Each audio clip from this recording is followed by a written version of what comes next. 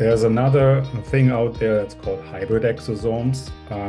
The term which is used by one vendor, which is also one of the market leaders, they used to sell bone marrow-derived exosomes, and then they figured out that umbilical cord-derived exosomes are actually much better as a source. And they came up with this genius marketing idea to just mix them and claim those are the best of both worlds, the best of bone marrow-derived exosomes and best of umbilical cord exosomes. There are two problems. One is scientific. The scientific problem is that it's nonsense. If you have a functional and potent perinatal tissue-derived exosomes, you don't need anything else. Bone marrow-derived exosomes are far inferior, and they are not necessary to actually soup up or improve your exosome product.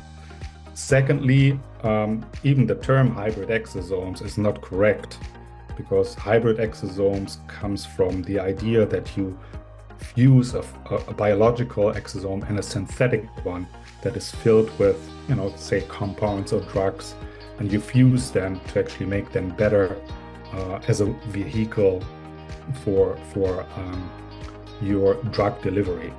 So the term is used incorrectly, and it's really unnecessary and not a good idea. And just on the side, it's an American company, and in America, it's actually unlawful to mix two biologics from two different donors. They keep doing that because the FDA has not come after them, but eventually the FDA will notice, and then they will get shut down and will no longer be able to actually sell that product to begin with. Interesting thing. The same company actually recently came up with, they claim to have invented it, synthetic exosomes. They are usually talked as a technical term. This vendor is calling them, they even claim that they have invented it, which is absolutely incorrect. Niosomes have been around for a long time.